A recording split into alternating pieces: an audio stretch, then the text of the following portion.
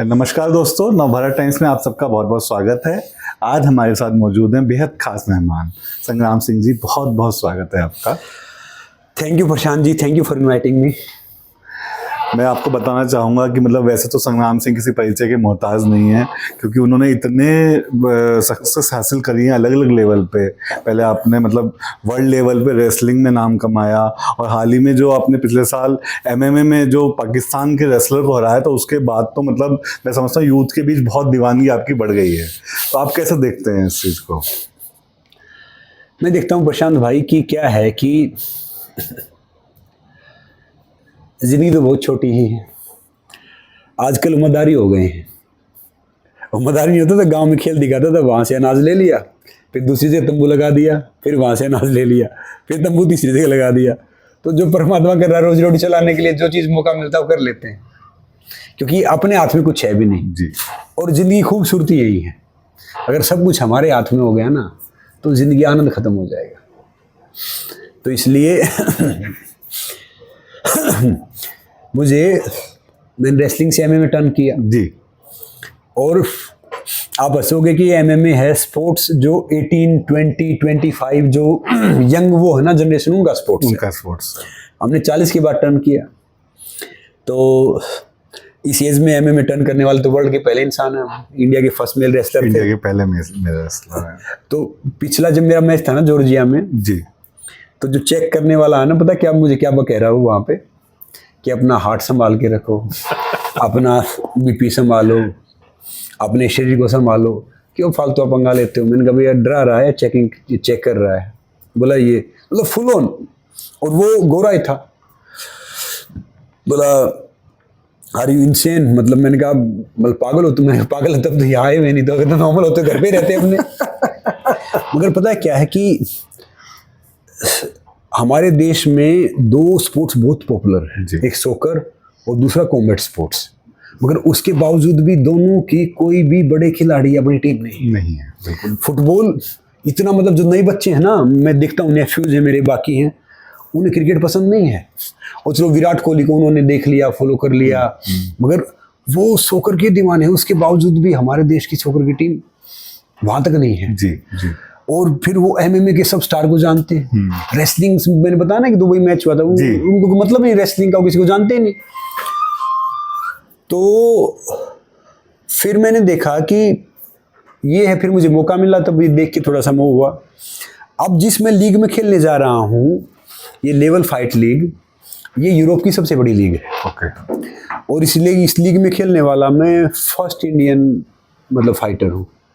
तो ये जो हमारी प्रेस कॉन्फ्रेंस होगी, इस लीग का प्रेसिडेंट आएगा 15 को, फिर मेरा अपोनेंट कौन है वो रिवील करेंगे, फिर वो उनके हिसाब से बात होगी, उनके हिसाब से वो होगा, क्योंकि उनके रूल रेगुलेशन थोड़े से टफ होते हैं। जितने बीवी के रूल रेगुलेशन टफ नहीं है ना, इतने यूरोपियन के होते हैं, समझ रहे हो? जी जी। तो मैं देखता हूँ ना अभी पायल जी ने सबको, तो मुझे लगता है कि भाई इनको ना वही पैदा होना चाहिए था। जर्मनी, ऑस्ट्रिया, यूरोप, समझ रहे हो, कट टू कट हर चीज में। जी जी। जैसे उनको आपने गलती से बोल दिया ना कि भाई ये काम चलो ये कर देंगे, 4 बजे कर देंगे, तो शाप 4-1 पे फिर आपको आएगा, आपने काम नहीं किया। बात तो सही है। तो वो आएंगे, तो फिर मैंने कहा चलो उसके लिए वो कर लो। और अब खेलना तो इसलिए है कि मान लो जब मैं मैच करता हूँ, खेलता हूँ, जीतना हारना दूसरी बात, थोड़ा रिस्की तो है ये, उससे ढेर सारे बच्चे इंस्पायर होते हैं। मैं फ्लाइट से आया तो मुझे ढेर सारे यंगस्टर मिले। मैं रेसलिंग करता था, दूसरी चीज करता था, तब इतने वो नहीं थे। अब मैं जैसे लोधी गार्डन में रनिंग करने गया आज सुबह, आज मैंने कम से कम 117-18 फोटो खिंचवाई बच्चों के साथ में। आपकी फैन फॉलोइंग बढ़ गई है एमएमए के बाद। ये सारे बच्चे एमएमए वाले हैं। अब मैं सोच रहा हूँ कि इतना खून खराबे वाला स्पोर्ट्स है, तो हमारा देश सही जगह नहीं जा रहा है। ये सारे बच्चे फैन उसके हैं, समझ रहे हो ना?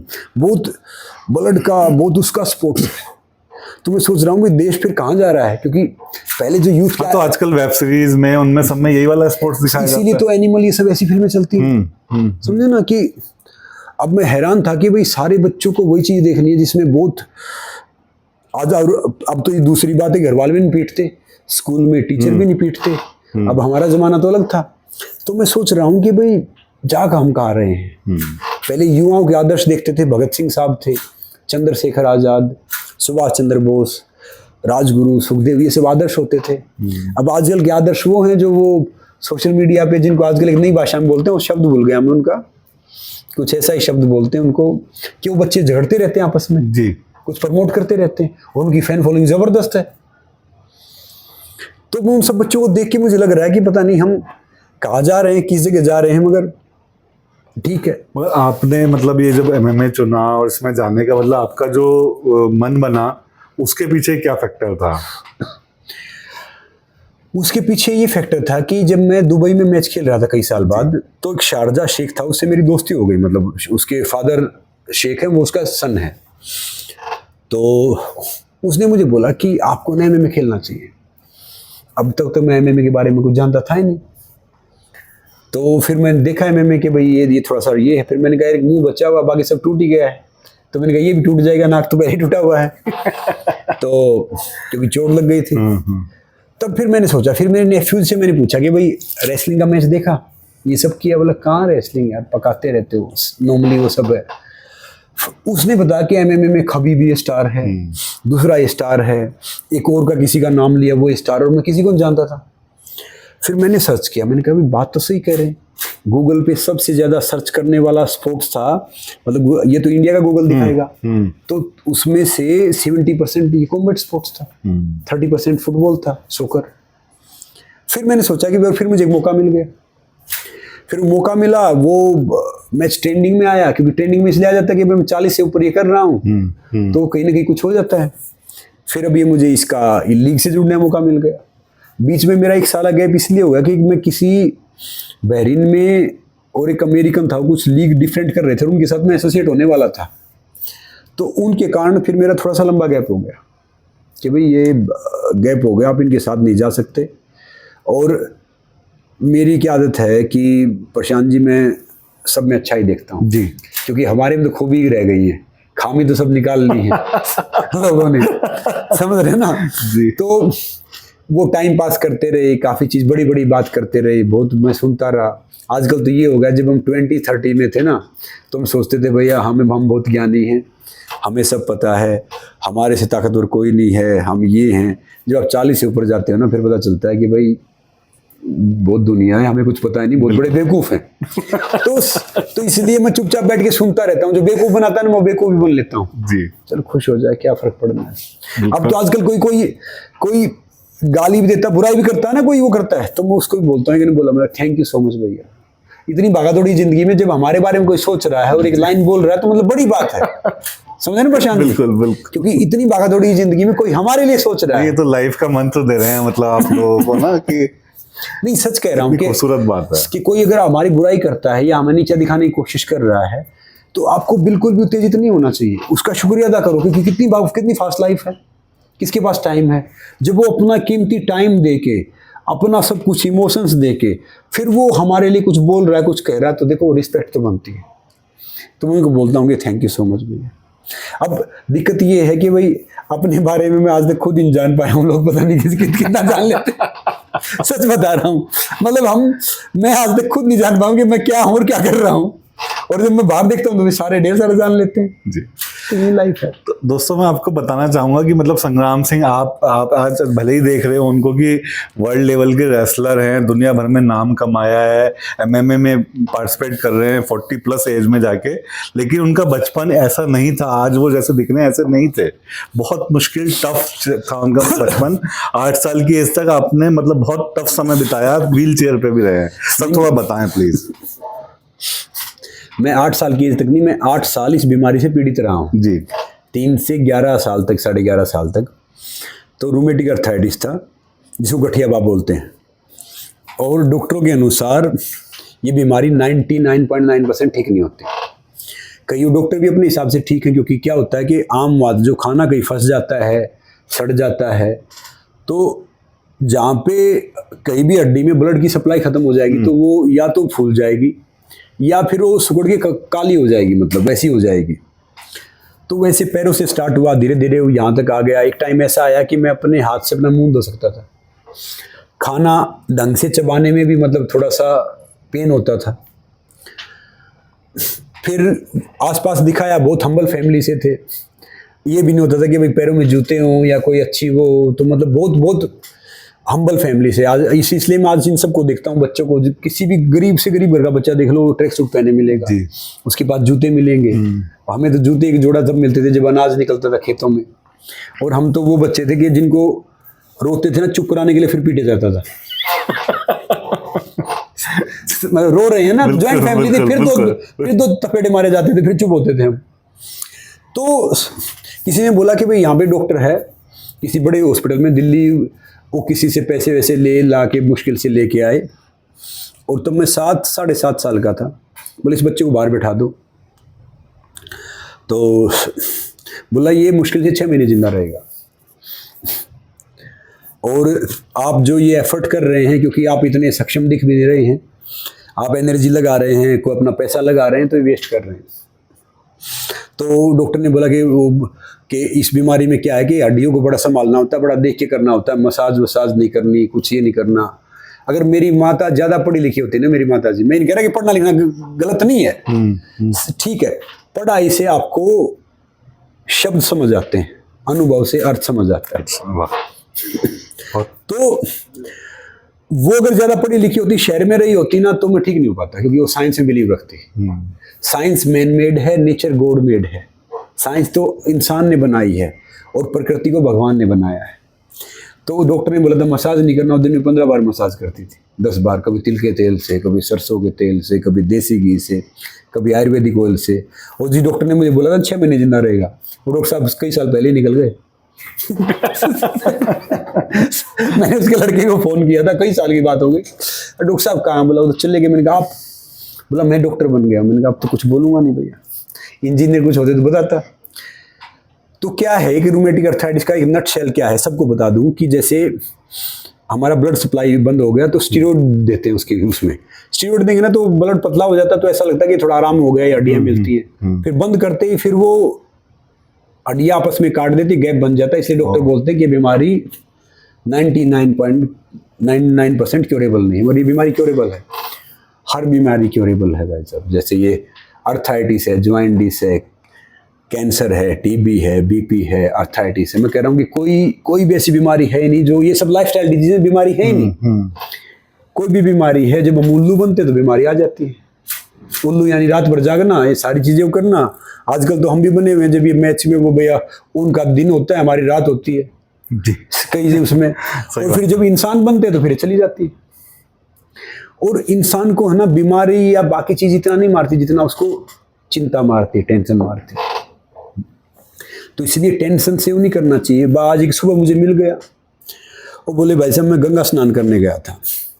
तो मैंने कहा इससे क्या होगा? आप गए, अच्छी बात है, गंगा तो हमारा पवित्र वो है। बोला भाई साहब छोटा मोटा पाप हो गया था और धुल गया। तो मैंने कहा अच्छी बात है भैया, रुके ही बैठे थे।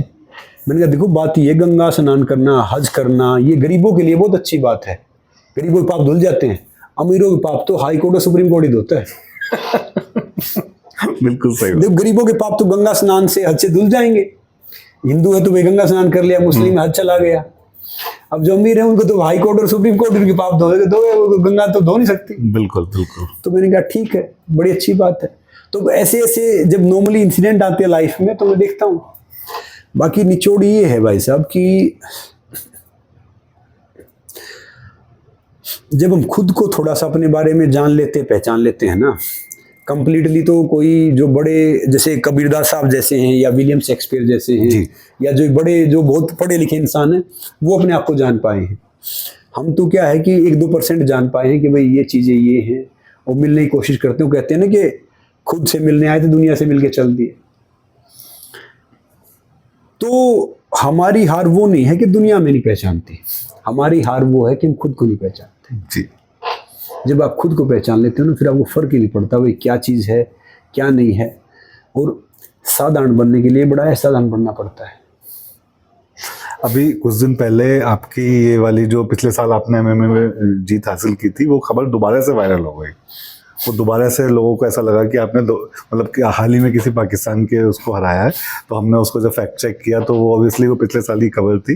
तो मतलब मैं जानना चाहता हूँ कि हमारे देश में जो इतना ज़्यादा क्रेज़ है कि पाकिस्तान से जब मुकाबला होता है, चाहे वो किसी भी उसमें हो, क्रिकेट हो, हॉकी हो या फिर आपका MMA हो, तो एक अलग ही लेवल पर क्रेज़ पहुँच जाता है। तो आपका क्या मतलब उस टाइम वो था कि आप वहाँ पे क्या फील कर रहे थे जब आप लड़ने जाने थे?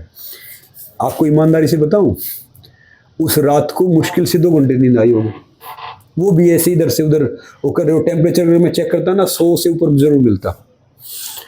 आप कोशिश कर रहे हो सोने की, सोया नहीं जा रहा। सुबह उठ के मैं कुछ फ्रेशन अप करके खाना खाने की कोशिश कर रहा हूँ, खाना नहीं उतर रहा। वो बोले शाम को आपका मैच होगा, चलो भाई कोई बात नहीं, थोड़ा जूस पी लो, कुछ पी लो। शाम की बजाय रात को मतलब 4:30 बजे इंडिया के टाइम पे मैच किया उन्होंने, 9 बजे टाइम देके। टॉयलेट जा रहा हूँ, बाथरूम वॉशरूम जा रहा हूँ, वो उतर नहीं रहा है। बहुत कूल दिखने की कोशिश कर रहा हूँ, अपने आप में कूल है ही नहीं, मतलब माइंड में वही चल रहा है। जब आप स्टेडियम में पहुंचा तो 5000 कैपेसिटी थी उसकी, उसमें 4500 इंडियन बच्चे थे जो वहाँ पे डॉक्टरी कोर्स करने गए हुए। 400 पाकिस्तानी थे, 100 उनके जो खुद करवा रहे उनके सिर्फ 100 आदमी थे। तो फिर वो कह रहे कि देख रहा हूँ कि वो झगड़ रहे हैं जो मेन वो जो यूरोपियन है कि भाई the Indian they are shooting. अरे मैंने कहा भाई टिकट लेके आए, मैं क्या करूँ इसमें, शूट कर रहे हैं तो वो तो उनकी मर्जी। वी हैव एक्सक्लूसिव राइट्स, और जब तक हम रिलीज नहीं करेंगे वो कैसे वो कर सकते हैं। तो वो सिचुएशन, वो 20 घंटे ऐसे हो जाते हैं। और सुबह सुबह आके कोच पता क्या बोलता है कि भाई नेपाल से हार जाओ, बांग्लादेश से हार जाओ, मगर इनसे मत हार जाओ। और ये उनका कोच भी सेम बात ही बोलता है। हाँ, प्रेशर दोनों तरफ बहुत हाई। और फिर 19 साल मेरे से छोटा हो, 18-19 साल, आधी उम्र का हो गया, आधी उम्र का। तो वो सिचुएशन ऐसी ही होती है। जब मैं सच बताऊं, मैं रिंग में भी गया ना, मैं किसी पब्लिक को देख ही नहीं रहा था, कुछ था ही नहीं, माइंड वो पूरी बॉडी में घुसा हुआ था। जब एक पंच पड़ा ना यहाँ पे, तब जाके थोड़ा सा वो मतलब समझ रहे हो, चेतना कि भाई चेतना है कि भाई ये तो बहुत मीटेगा, खड़ा रहा तो। वो तो कोच समझा रहे, एक 12 कोच था, एक जॉर्जिया कोच था जो ओलंपिक कोच है, वो भी साथ में था मेरे, डेविड उसका नाम था। मेरे इधर से भूपेश कोच साहब थे। तो डेविड में समझा रहा, देख यू आर नॉट बॉक्सर, खड़े रहेगा ना बहुत पीटेगा, वो नया लड़का है। और मैंने उसके हाथ देखे हैं, उसके हाथ बहुत स्पीड से चलते हैं। मैंने कहा डरा रहे हो या कुछ बता रहे हो?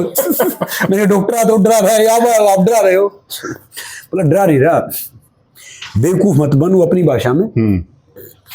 1-2 लगेगा, नीचे गिर के बाउट खत्म करना, खत्म नहीं होना तो इसको नीचे गिरा के रखना 3 राउंड में, ऐसे 5-5 मिनट 3 राउंड है, इसकी टांग पकड़ना, ये टांग कमजोर है।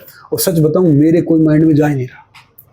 वो बता रहे हैं, वो लगा रहे हैं फेस पे, चेक कर रहे हैं। सिर्फ एक तो दांत में गार्ड आप पहन सकते हो, एक पे एक हमारे जो प्राइवेट पार्ट है वहां पे एक गार्ड लगा सकते हो। बाकी ग्लव्स उनके वैसे होते हैं कि सिर्फ पहनने वाले हुए, कुछ उसमें वो नहीं होता, मतलब उसमें सपोर्ट नहीं होता, यानी लगेगा। और फिर मुझे एक बात और पता चली वहां जाके कि भाई यहाँ पे लग गया तो इंसान बेहोश हो जाता है। तो फिर मैंने कहा फिर इतना तो बचे नहीं, अब क्या करें। तो फिर मुझे एक ने बताया कि पास आए ना तो लात मारना, उसके कोच बोला कि जैसे पास आए लात मारना, और फिर मौका दे क्यों कर लेना। जब एक मुक्का पड़ा ना, तब जाके चेतना आई, तब जाके पता चला कि भाई ये है या वो है। फिर वो, और इतना शोर रहता है, मतलब रिकॉर्डिंग में आप देखोगे यहाँ पे शोर नहीं है, इतना हा हुल्ला रहता है, मतलब कि क्या मजाल कि आप कुछ सुन भी लो। तो सिर्फ कोच की तरफ देखा मैंने, जब एक मौका पड़ा तो वो मुझे इशारे कर रहा कि भाई ये चीज़ कर लो। टाइम देखा कि भाई स्टार्ट हो गया है, फिर मुझे पता नहीं कि वो 90 सेकंड में ख़त्म हुआ, वो 80 सेकंड में ख़त्म हुआ। और मैं सच बताऊं, मुझे ऐसा लगता है कि वो कल मैच मैंने खेला था, अब मैं दूसरा खेल रहा हूँ, ये उसका एडवांस लेवल है, ये इससे टफ है। तो पाकिस्तान में मैच खेलना बड़ा मुश्किल है, चाहे आप जितना भी वो हो जाओ। पाकिस्तान के खिलाफ है ना, वो ट्रिपल मुश्किल है, चाहे वो हॉकी है, चाहे वो क्रिकेट है, चाहे वो रेसलिंग है, चाहे वो MMA है। जैसे मैंने वो सूर्याखा को कोर्ट भी देखा था कि वो मुकाबला नहीं है, वो ठीक है उसने बोल दिया, अभी वो उतनी मैच्योरिटी नहीं है। कोई भी अपोनेंट आपका कितना ही कमजोर, कोई अपोनेंट कमजोर नहीं होता। कोई कमजोर नहीं होता, बिल्कुल। जब अपोनेंट खड़ा होता है ना, तो अगर आप उसे कमजोर समझते हैं ना, आपसे बड़ा बेवकूफ कोई है नहीं। भले ही मैं कह रहा हूं कि मैच में कोई रिकॉर्ड काम नहीं आते, वो दिन काम आता है, वो परफॉर्मेंस काम आती है, वो उस टाइम आपने क्या किया वो काम आता है। पहले पाकिस्तान हमारे से आगे था स्पोर्ट्स में, कुश्ती में भी, मिट्टी उट्टी कुश्ती बहुत आगे थे वो एक टाइम पे। ये अब कुछ 10-15-20 साल से बहुत वो थोड़े डाउन आ गए। और ये नहीं कि कमजोर हैं। अब पिछला जब ओलंपिक हुआ, एक वो अरशद नदीम था, वो जीता, 9 मिलियन किया। अब भले इसका मेडल नहीं आ पाया, या अपने नीरज का भी नहीं आ पाया, मगर कोई भी खिलाड़ी, कोई भी जब वहां पे जाता वो कमजोर नहीं होता। तो मैं एक बात हमेशा बोलता हूं कि चैंपियन वो नहीं है जो मेडल जीतता है, चैंपियन वो है जो लगातार कोशिश करता है। आप मैदान मत छोड़ो, आप चैंपियन हो। चाहे आपका जर्नलिज्म का है, चाहे आपका स्पोर्ट्स का है, चाहे आपका पॉलिटिक्स का है, चाहे आपका ब्यूरोक्रेसी का है, किसी भी, अगर आप मैदान में लेटे रहने, गांव में कहावत है, किसी भी कितने कमजोर बछड़े करड़े को छोड़ दो, थोड़ी देर में सांड या खागड़ बन ही जाएगा। अगर वो रात हो। जी जी जी। तो मैदान छोड़ दिया फिर हम हारेंगे। फिर तो हारे। तो कल तक जो रेसलर मेरे बारे में बहुत कुछ बोलते थे, मैं बताऊं, ढेर सारे समझते थे कि भाई मैं वो नहीं। देखो समय का वो देखो, आज उन सब के बच्चे मेरे फैन हैं। वो सब मुझे फोन करते हैं कि बेटे को मिलवाना था, या बेटी को मिलवाना था, या इसको करना था। क्यों? वो फर्क क्या रहा उनमें, उन्होंने अपना बहुत अचीव किया, छोड़ दिया, छोड़ दिया। और मेरी तो मजबूरी, मैं तो हीटर पे बैठा हुआ हूँ, उठूंगा तो आज खत्म हो जाएगी, बैठा तो बम जल गए। तो मैंने छोड़ा नहीं हूँ, मैं लगा हुआ हूँ। जैसे मैंने ढेर सारे शो किए जी, सब कुछ किया, और मैं फिल्म आती कर लेता था, कुछ रोजी रोटी के लिए करते थे, फिर बाद में थोड़ी रोजी रोटी ठीक हुई तो नॉर्मली करते। फिर किसी आप जैसे सज्जन ने मुझे श्याम बेनेगल साहब से मिलवा दिया, मैं भी थोड़ा सा नाम सुना, क्योंकि मैं भी सीरियस था नहीं इतना। एक वो फिल्म बनाने वाले हैं तो वो सीरियस हो गए। मैं वर्षों वहाँ से हाजिर ही जाता था 3 साल, मगर जो उस इंसान से मैंने सीखा ना, उसके बाद मैंने ना कोई आलतू फालतू फिल्म की, ना कोई छोटा मोटा रोल किया। इवन 3 साल में दूसरा काम भी नहीं कर सकता था मैं। फिर मुझे पता चला कि सिनेमा क्या होता है। उस इंसान ने बताया कि भाई अभिनय कोई सिखा नहीं सकता है, अभिनय आपका अनुभव, आपका अभिनय है। आपको एक्टिंग तब करनी है जब आप किसी दूसरे की जिंदगी जियोगे, उसके अनुसार आप एक्टिंग करोगे।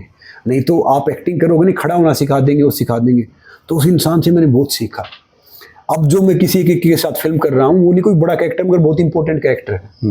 तो उसने मुझे सिखाया कि भाई आपका जो ये है, या तो इंपॉर्टेंट करो, या फिर नेगेटिव करो, तो कोई ऐसा करो कि वो थ्रू आउट कुछ वो करने की कोशिश कर रहा है, यूज मत हो। तो उसमें ठीक है, आपका कैरेक्टर याद रह जाना चाहिए लोगों को। चाहे भले ही आप 1 मिनट के लिए आओ, तो वो 1 मिनट उनको याद होनी चाहिए कि भाई आप 1 मिनट के लिए आए थे। और मैंने 2 सुपरस्टार की फिल्में छोड़ दी, उनको थोड़ा बुरा लगा, एक क्या तो बहुत न्यूज़ बाहर आ गई। तो मेरा मानना ये है कि कोई भी सुपरस्टार या कोई भी कुछ आपका करियर नहीं बना सकता। आपका करियर सिर्फ आपकी मेहनत, आपका हार्डवर्क, आपका डेडिकेशन बना सकता है, किसी भी फील्ड में हो। एक मेरे दादाजी मुझे एक बात बोलते थे कि बेटा चमचा हमेशा कड़छी होती है ना, वो हमेशा बर्तन में रहती है, तो चमचा जिसको बोलते हैं वो बाहर नहीं आता। तो कितनी आप चमचागिरी कर लो, कितनी कुछ कर लो, जब तक आप मेहनत नहीं करोगे ना, वो मेहनत करके वो स्किल पैदा नहीं करोगे, टैलेंट भी मेहनत से बन जाता है जी, तो तब तक आप आगे नहीं आ पाओगे। इसलिए मुझे उस चीज़ का बिल्कुल भी बुरा नहीं लगता, ना होता कि भाई चलो ठीक है, ये रोक भी लें, प्रयास भी कर लें, और कुछ होगा नहीं, क्योंकि सूर्य प्रकाश को रोक नहीं सकता जी, उसका उदय होना निश्चित है। मगर जो आपने सुपरस्टार की जब फिल्म छोड़ी, जब तो बड़ी चर्चा रही, गहमा गहमी रही। एक की छोड़ी, वो तब बहुत चर्चा रही। फिर दूसरे ने मुझे घर पे बुलाया, तो घर पे बुलाए से बैठे थे, ला संग्राम ये एक फिल्म है और 2 घंटे फिल्म है, 20-22 मिनट का पर रोल, और आप लास्ट में आपकी मेरी फाइट है। मैं खुश हो गया, तो मैंने कहा यार ये तो अच्छी बात है, चलो ये सब है। तो फिर मैंने पूछा कि करता क्या? बोला टेरिस है, बच्चों को उठा लेता है। तो उस समय सोचा वो तो बुरा मान गया, अब इसको बोलूँ नहीं बुरा मानेगा। मैं वहाँ से घर पे आ गया, मतलब 1-आधे घंटे का रास्ता था।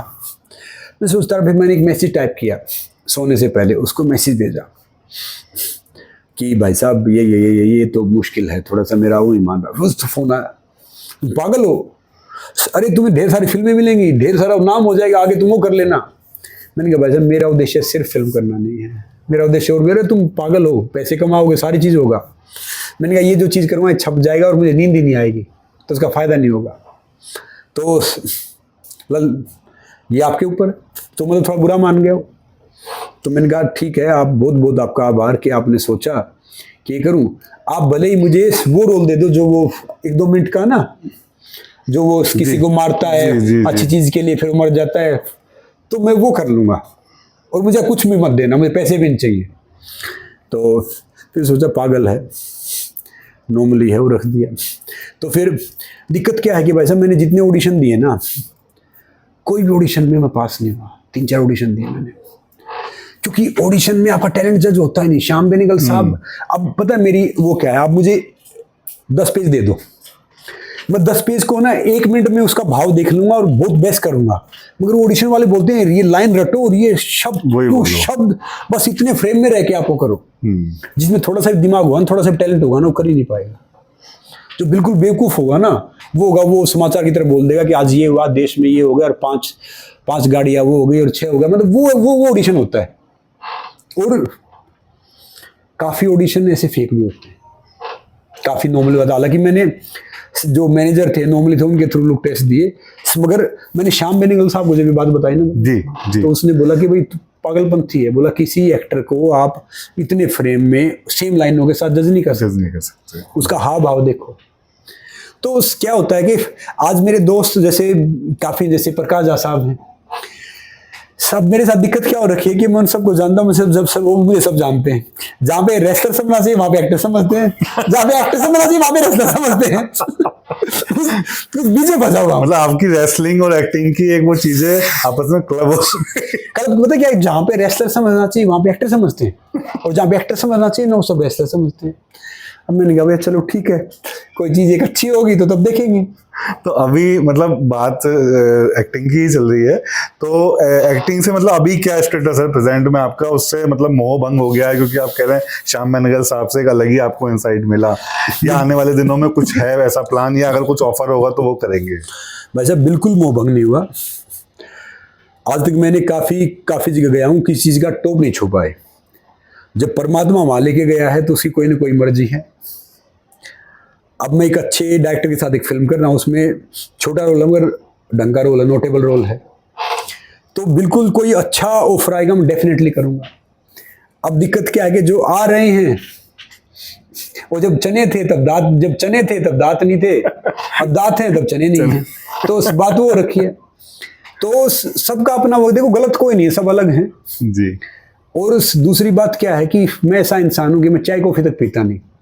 अब मैं कहाँ किससे बैठूँगा, जैसे कोई अवार्ड फंक्शन वाले मुझे फ़ोन करते हैं, अवार्ड में आ जाओ, आप हंसोगे, ये टीआरपी होगा, ये होगा। मैंने कहा भाई पहले जितने आदमी जानते हैं वही नहीं संभल रहे, आपके इसमें आ गया तो और फिर इतनी फॉलोइंग आप कर दोगे तो फिर कैसे संभाल पाऊंगा मैं? मैंने कहा भाई 2 पैसे देते हो तो आ जाऊंगा, थोड़े काम आ जाएंगे, नहीं तो इसका क्या फायदा है? तो मतलब ये मतलब वन ऑफ द बहुत रेपुटेड अवार्ड की बात बता रहा हूँ मुझे वहाँ के। तो बाकियों को ही होगा कि जी जाओ और 1 मिनट में कर दो, रो कर दो। तो अब उस तरह के हैं कि भाई ये सब जानते किसको क्या बोलें, क्या कहें और क्या वो करें। बाकी क्या है कि मैं 1-2 अच्छे नोटेबल डायरेक्टर के साथ टच में हूँ। एक चीज़ और है, आपकी ज़्यादा जान पहचान आपका काम रोकती है, ये मैंने देखा। तो आपकी रीच ज़्यादा है, मतलब ज़्यादा जान पहचान है ना, आपका काम रोक देती है। हमारा दुश्मन वही होता है जिसको हम जानते हैं, जो हमारा करीबी होता है। जो नहीं जानते तो कुछ भी कर लो, कंबल वही खींचेगा जो पास सोएगा। बाहर वाला कोई कंबल खींचने आता नहीं, चाहे वो स्पोर्ट्स है, चाहे वो जर्नलिज्म है, चाहे वो एक्टिंग है, चाहे वो कोई भी फील्ड है। हमेशा जो हमें रोकेंगे वही जो हमारे खास होंगे, और उस स्लीपर चप्पल की तरह होते हैं, साथ तो चलते हैं मगर पीछे से सब कुछ पूरी कमर में कीचड़ लगा देते हैं। तो यही है, मैंने देखा, नोट किया। बहुत बड़े बड़े प्रोड्यूसर हैं, वो फ़ोन करेंगे, संग्राम जी, उनकी वाइफ वो फ़ोन करेंगे, बच्चों कुछ बता दो ना, घर पे बुलाएंगे और वहाँ पे वो कोई आम आदमी हो तो पागल हो जाएगा, वो वेलकम करने नीचे तक आएंगे गाड़ी से, और फिर वो उसके ढेर सारे एक्ट्रेस होंगे, उनको ऐसे मिलाएंगे, संग्राम जी ये हैं, ये आपके बहुत बड़े फ़ैन हैं, दूसरा आपका ये है, बच्चों को बता दो। मैं चुपचाप बैठा देखता रहता हूँ कि भाई ठीक है, और बोलता रहता हूँ कि जी बात सही है, जैसा आप करोगे बच्चे वैसा ही करेंगे, देखेंगे दुनिया आपके पास पैसा ही बहुत है, सारी चीज़ बहुत है। तो जब अगर मान लो हम 20s में होते 30s में होते तो ये सब बातें करते, वो सारी चीज़ करते। अब मैं चुपचाप देखता हूँ, चुपचाप वो करता हूँ, और वैसे भी हमारा DNA ऐसा है कि हम किसी से काम भी नहीं मांग सकते।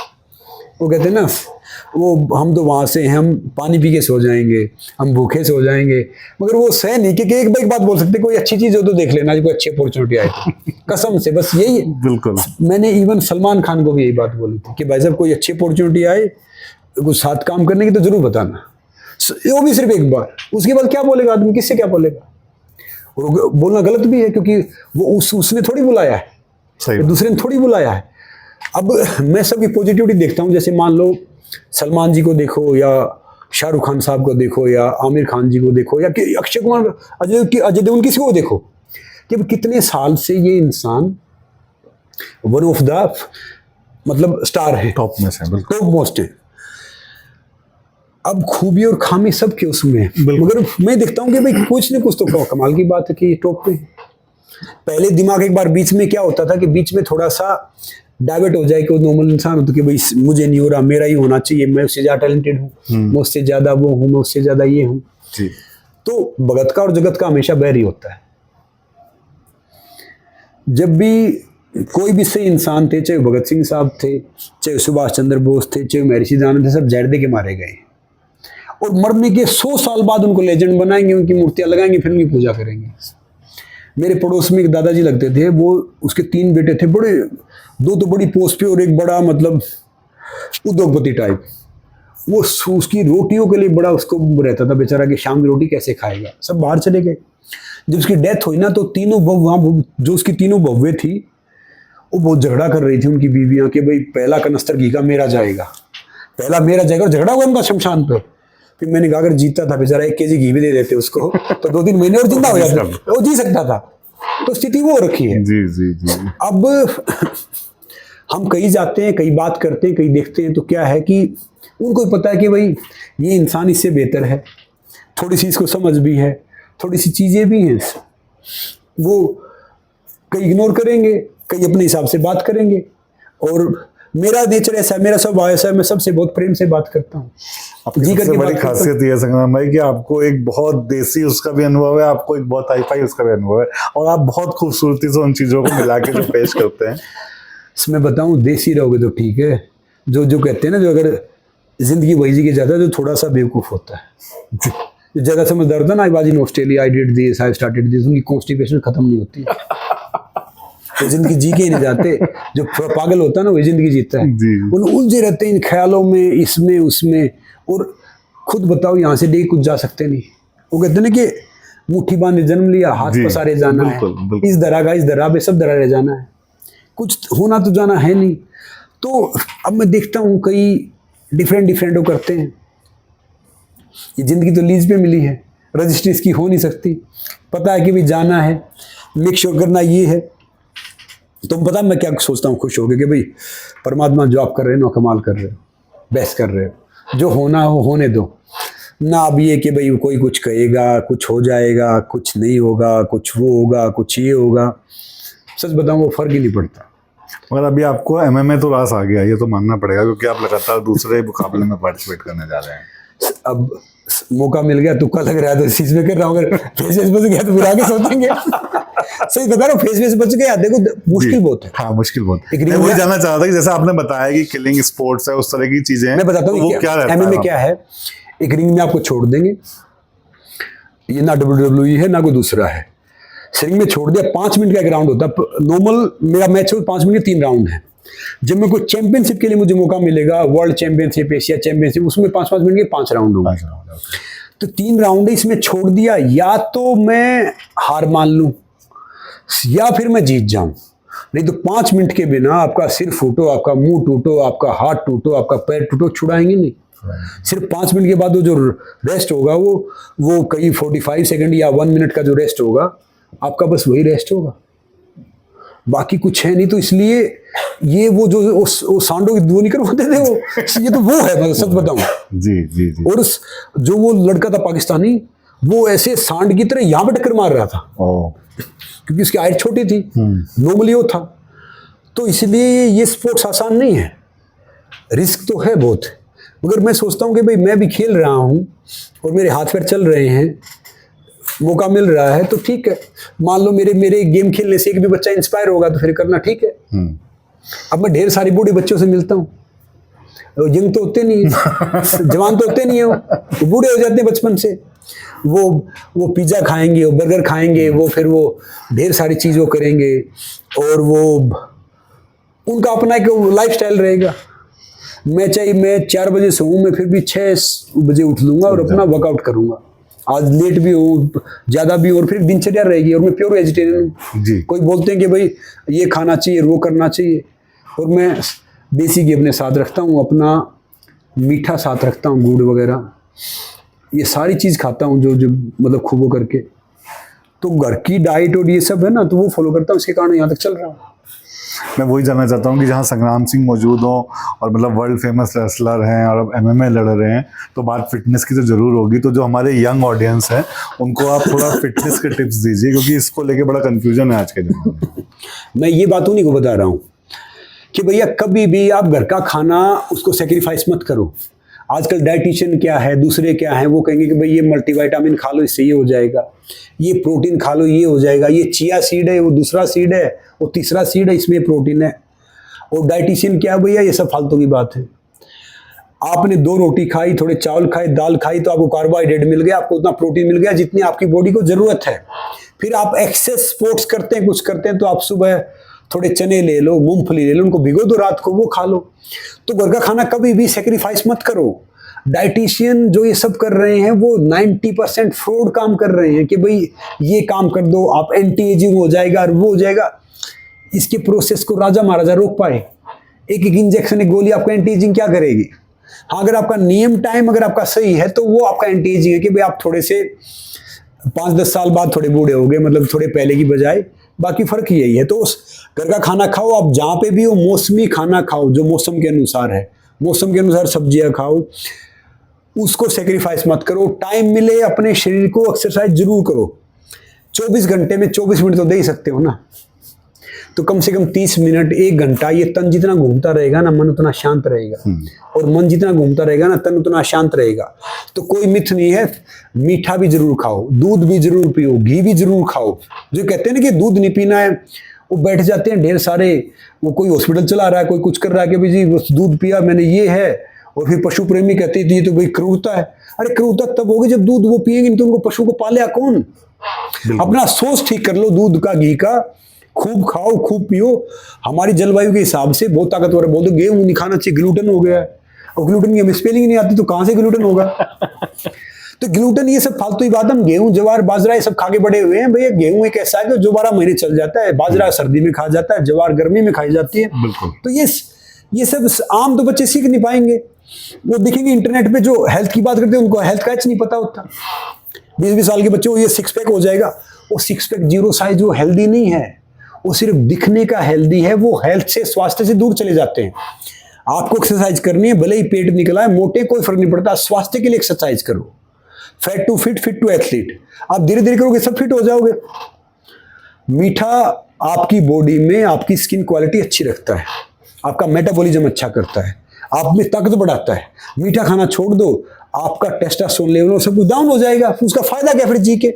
मीठे में चीनी मत खाओ, आप गुड़ खाओ, अच्छा देसी खांड खाओ, आप अच्छा शहद लो। ये शहद तो मतलब भैया जो मार्केट वाले हैं ये तो सब चीनी बेच रहे हैं।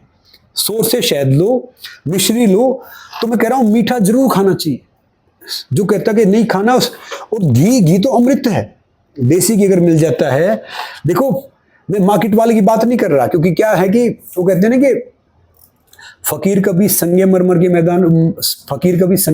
मकान में नहीं मिलता, असली देसी घी कभी बनी दुकान पे नहीं मिलता। बिल्कुल। तो भैया आप सोर्स कर लो, वहां से आप ले आओगे। ये सब बेच रहे हैं, मैं किसी के बारे में कुछ बोल नहीं सकता, मगर इतना ज्यादा नहीं बेच रहे। और कोई भी डिब्बे वाली चीज खाली पेट नहीं खानी है, चाहे वो मैं बेचूं, चाहे दूसरा बेचे, चाहे तीसरा बेचे। डिब्बे वाली चीज खाली पेट खाना, वो धीरे धीरे यानी आप किसी बीमारी को इनवाइट कर रहे हो। आज मैं आपसे कोई बड़ी अच्छी बात बता रहा हूं।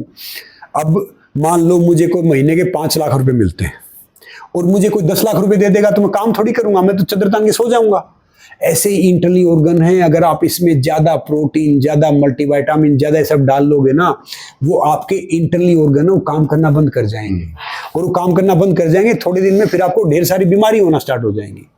इसलिए बिल्कुल भी चक्कर में मत पड़ो। जिंदगी में दो चीज़ें बहुत बड़ी दुश्मन हैं, ज़रूरत से ज़्यादा खाना और ज़रूरत से ज़्यादा सोचना। तो इसलिए जितने करते हैं ना उन सबकी मत सुनो। मेरा शरीर अलग है, आपका शरीर अलग है। बहुत से बोलते जी मैं तो लैक्टोस हो गया है। कोई लैक्टोस जन्म से नहीं होता, वो चीजें ऐसी खा लेते फिर बाद में लैक्टोस कन्वर्ट हो जाता है। तो इसीलिए धीरे धीरे सारी चीज करो। और आजकल ये सारा जो बच्चों को ये सब देखना पड़ रहा है, उसके जिम्मेदार हम भी हैं। हम पेड़ काट रहे हैं, बिल्डिंगें बना रहे हैं, बड़ी बड़ी बिल्डिंगें बना दी, बड़ी बड़ी गाड़ियां ले ली, बड़ा बड़ा चला दिया, तो भैया हम आगे नहीं जा रहे हैं, हम देश का विकास नहीं कर रहे हैं, हम देश को पीछे खींच रहे हैं। Nature is future. प्रकृति को जिसने बढ़ा लिया, वो सब कर दिया, तो वो देश का विकास है। अभी मैं मेरे गांव में गया तो वहां पे भी बिल्डर आ गए खेतों में, जिसके पास 1 बीघा जमीन भी है ना, वो 20 साल बाद वो सबसे धनवान इंसान होगा। आप खाओगे क्या? आप प्लास्टिक के चावल थोड़ी खाओगे। जमीन बची ही नहीं है, सब अपनी जमीन बेच रहे हैं, सभी चीजें कर रहे हैं। तो भाई प्रकृति के साथ जुड़ो और सिंपल रहो, साधारण रहो। एक फोटोग्राफर था, उसकी किताब है, मैं आपको उसका लिंक भेजूंगा। पहले मैंने सोचा कि ऐसे ही होगा।